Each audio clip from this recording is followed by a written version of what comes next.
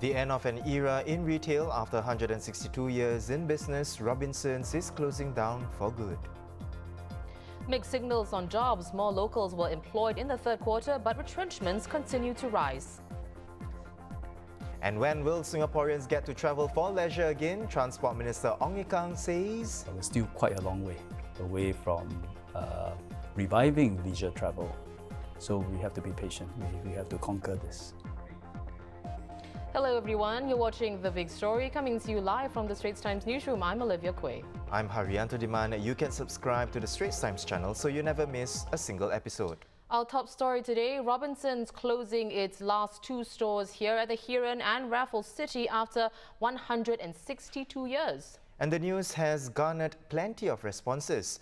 Local jazz maestro Jeremy Montero wrote on Facebook about how he's been a fan of Robinsons since his childhood days. Reactions from netizens continue to pour in on the Straits Times' Facebook post about the news, expressing sadness, reminiscing their time shopping at the stores and giving their well wishes to the employees. Jayaram Veera remembered his time walking around in the store back in the 1960s. Likewise for Angela here, who recounted her memories of the stores. And user Kukumalu wrote, "Thank you for being there all these years. I wish all the staff and management all the best in your future endeavours." But for some, like Wilkie Ong, the closure did not come as a surprise. The writings are on the walls that one day Robinsons will close for good. As far back as 4 years ago, you see so few shoppers at their outlets, unlike the old days before online shopping. Tess Fernando also shared similar sentiments regarding the stores being empty. Our colleague, multimedia journalist Kimberly Zhao, was at the Robinson store at the Heeren this afternoon, and she files this report. Robinsons is liquidating their department stores after 162 years here. This means that the store here at the Heeren as well as at Raffles City Shopping Centre will be no more. Banners lining pillars, customers looking for deals, rows of products behind glass. All these will be gone in weeks to come. And reactions from customers range from indifference to surprise. Did you hear that it's closing down? Oh no, I don't know. Really? Yeah, it is closing down. Actually, the one in Gem, it's closed, but no, you mean the whole company? Well, I think it's really sad because it's been around for 100 over years, and since young I've been, I'm a customer, regular customer. Yeah, and then it's sad to see such a big mega store close down. Oh, pretty sad. Because our company actually issue us vouchers as well. Yeah, so we need to use it. It doesn't really affect me because it's not really my price range or the place where I usually shop at, but maybe it'll affect my mom a little bit more. I don't really have an attachment to Robinson as a brand. Yeah. Not much attachment. Probably our parents. Older generation. Yeah, because that was when the department stores were like flourishing, but not so much of our generation. Robinsons' closure follows weak demand at their stores, from a shift in purchasing patterns and a drop in demand for large-scale department store concepts. Cameron Duncan and David Kim from corporate advisory and restructuring firm Corta Mentha have been appointed as provisional liquidators. They're hoping the stores will remain open for the coming weeks to facilitate final sales for customers before they are shuttered. Robinsons had closed their Gem outlet back in August, and outlets in Malaysia will go through a similar liquidation process. Kimberly Zhao for the Straits Times. President of the Singapore Retailers Association, Ardina Karan, is here to talk about the significance of Robinsons' closure. Let's talk about what this means on a few levels. Robinsons' customers, its participating brands, Singapore's retail sector, as well as Orchard Road's image as a shopping paradise. What is the significance of the closure to these parties? Yes, this is unprecedented times. Therefore, if you look at the Robinson customers, everybody will be very sad because it is more than 160 years. Many customers, many generations going to Robinsons, they all definitely feel they are lost and sad. They cannot shop anymore in Robinsons. But the suppliers, fellow retailers or concessionaires, like many of the brands, they will have one outlet less, and they have to find a different customer niche.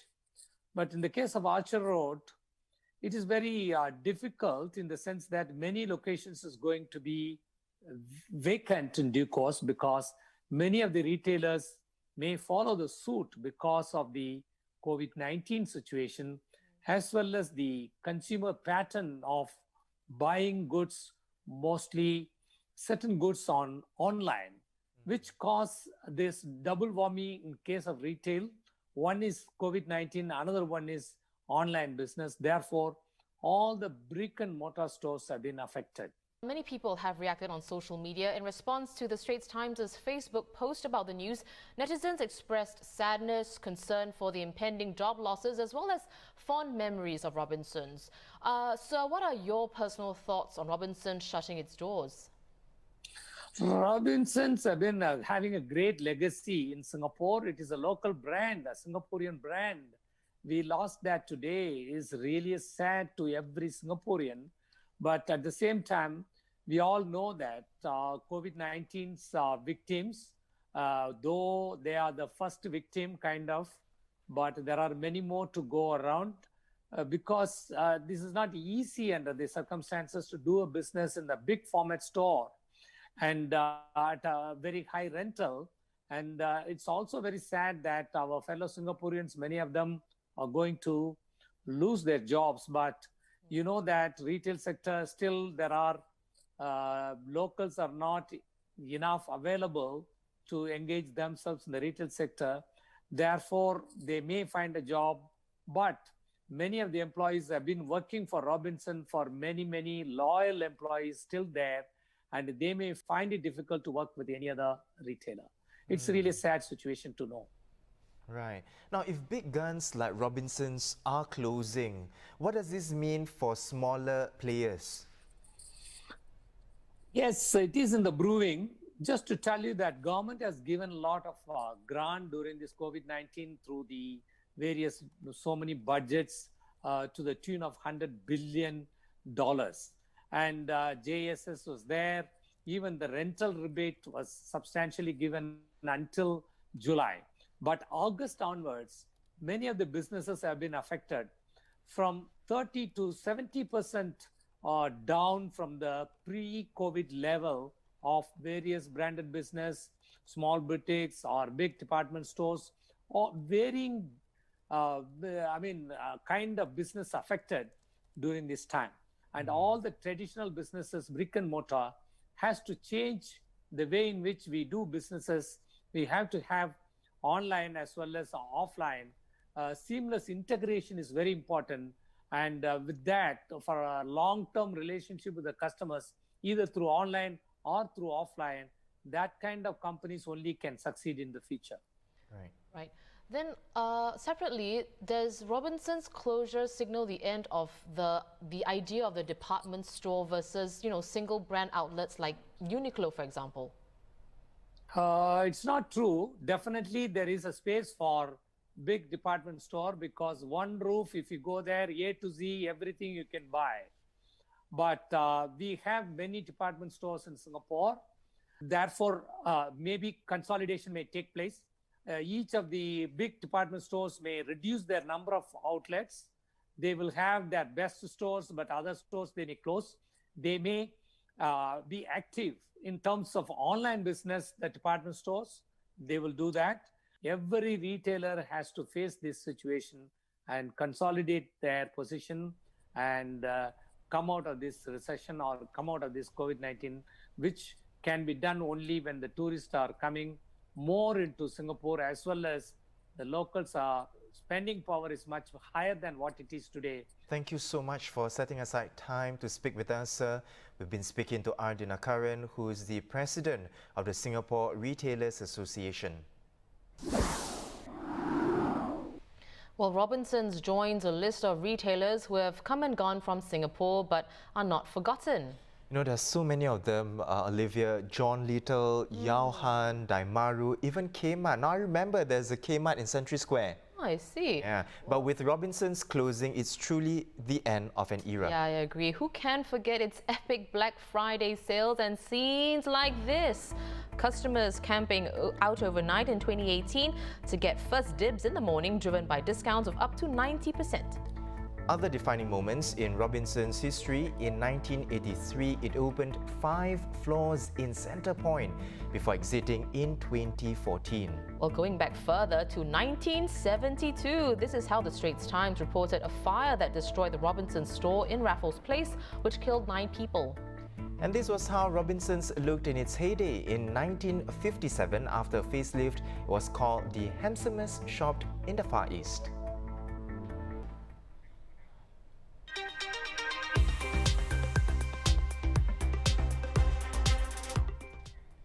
Here's an update on the COVID-19 situation in Singapore. 9 new cases were confirmed today. They included 1 community case and 1 from a workers' dormitory. The remaining 7 are imported cases who had been placed on stay-home notices when they arrived here. More details will be released tonight. In other local news, congregants are now able to use either the Trace Together app or token to check in at 40 of Singapore's 71 mosques. Trace Together check-ins were introduced at an initial 24 mosques on October 19th and at another 16 mosques on the 23rd. Now, the Islamic Religious Council of Singapore did not say when Trace Together check-ins will be rolled out at the remaining 31 mosques or when such check-ins will be made compulsory. For now, congregants can still use the older methods of scanning safe entry QR codes with a phone camera, the SingPass mobile app or barcodes on NRICs. Latest data from the Manpower Ministry offers a mixed picture of the job market. Between July and September, the number of employed locals rebounded to almost pre-COVID-19 levels. But retrenchments rose to 9,100 compared with just over 8,000 in the previous 3 months. This is higher than in the peak of previous recessions, except for the first quarter of 2009 during the global financial crisis. The third quarter may have marked the reopening of the economy, but there was never a guarantee that employment was going to expand. So against this backdrop, I would say that the fact that local employment still managed to expand is very encouraging. It's not something that we can, could have assumed from the start.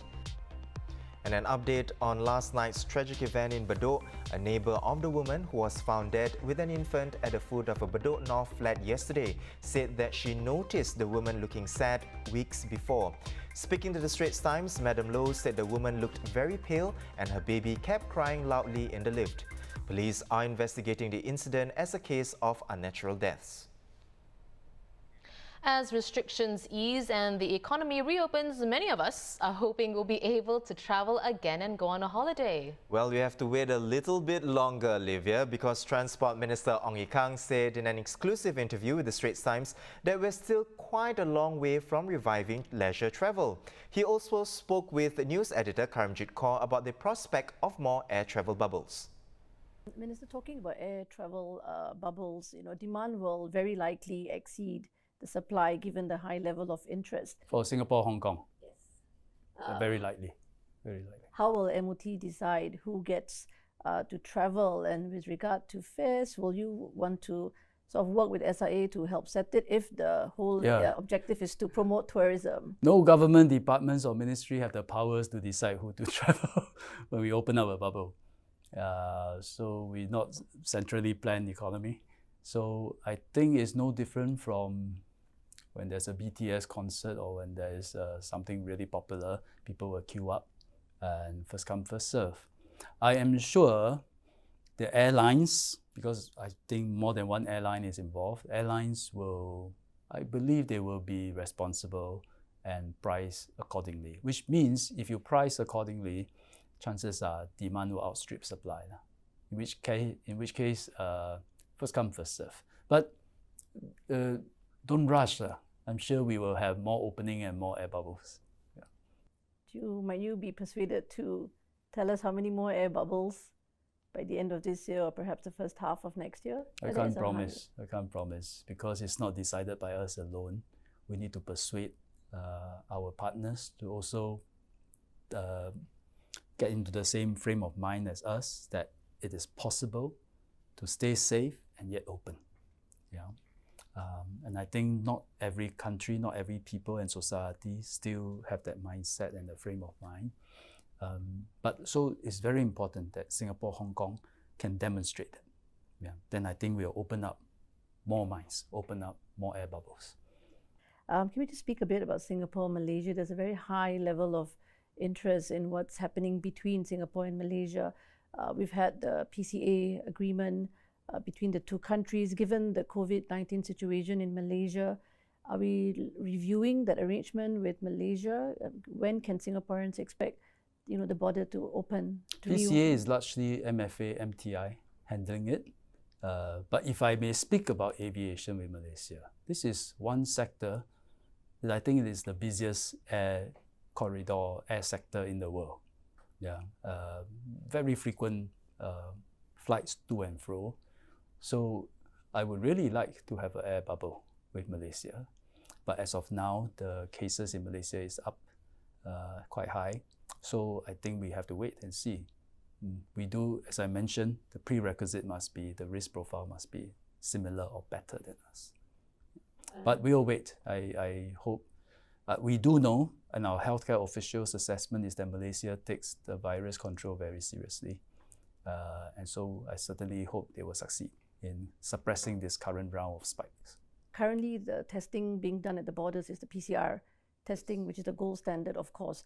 But are you looking to also introduce other forms of testing, whether it's the breathalyzer, for example, or the rapid antigen tests, which has been rolled out at other? So we take a practical approach. Gold standard, but what we really need in definition of gold should be sensitivity. Yeah. So long as it is high enough in terms of sensitivity, it works. So it could be antigen, it could be saliva-based test, which is a different way of extracting samples. At some point, for safer countries, could be breathalyzer. A breathalyzer, I do not think it will achieve the same sensitivity as PCR or antigen. I doubt. It may, I hope it will. But so if it's not as high, if it can reach 95%, for example, it is actually quite a useful test for countries that are actually quite safe. Yeah, because for countries which are safe, it's already very unlikely that travelers have COVID-19. So this is just an added precaution, and the breathalyzer test may well do the job. So when will Singaporeans get to travel for leisure then? And what do you think this arrangement could be like? Well, when Hong Kong bubbles start, I'm sure some Singaporeans will fly out. But I think most of us should temper our expectations. The world is still stricken with this virus. And so aviation is still paralyzed by and large. We are just starting to move that one limb of the body of Singapore-Hong Kong air travel bubble. We're still quite a long way away from reviving leisure travel. So we have to be patient. We have to conquer this. Yeah. So as far as leisure travel is concerned, do you think end of next year might be a more reasonable time frame for people to expect to return to leisure? Well, every year you add, it becomes more reasonable. Yeah, I do know that by end of next year, definitely several vaccines will be around. Question is how well they work, yeah, and how accessible they are. If they are, I do believe some leisure travel and part of aviation can be revived. That was a snippet of the Straits Times exclusive interview with Transport Minister Ong Ye Kung. You can watch the full interview on our YouTube channel.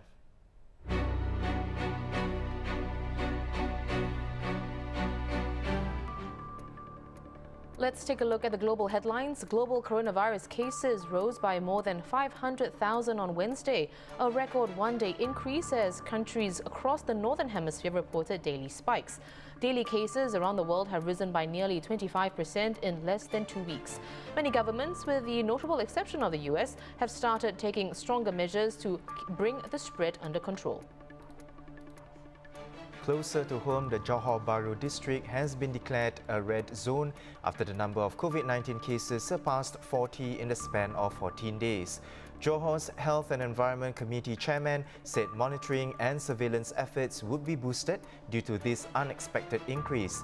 10 new cases were reported yesterday, including 9 cases from existing clusters and 1 from other screenings.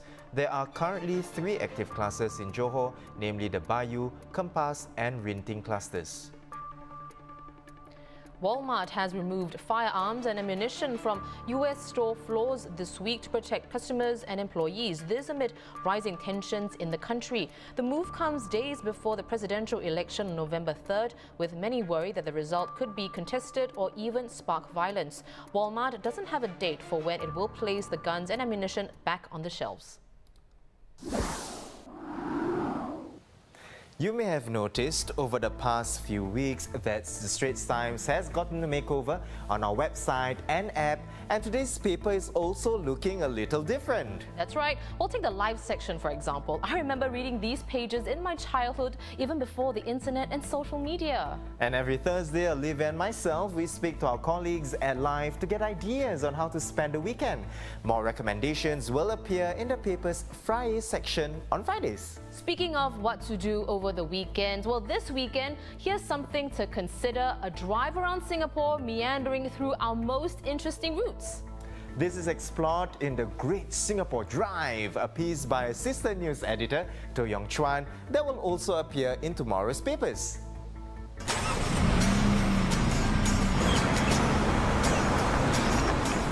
This is the Great Singapore Drive. Join me on a 200-kilometer road trip to explore Singapore.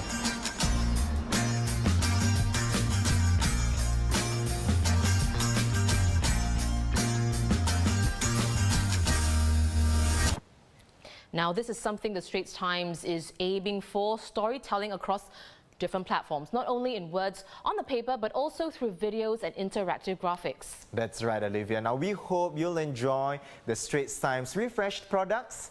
Well, once again, I'm Haryanto Diman with Olivia Quay. Thanks for watching, and we'll see you next week.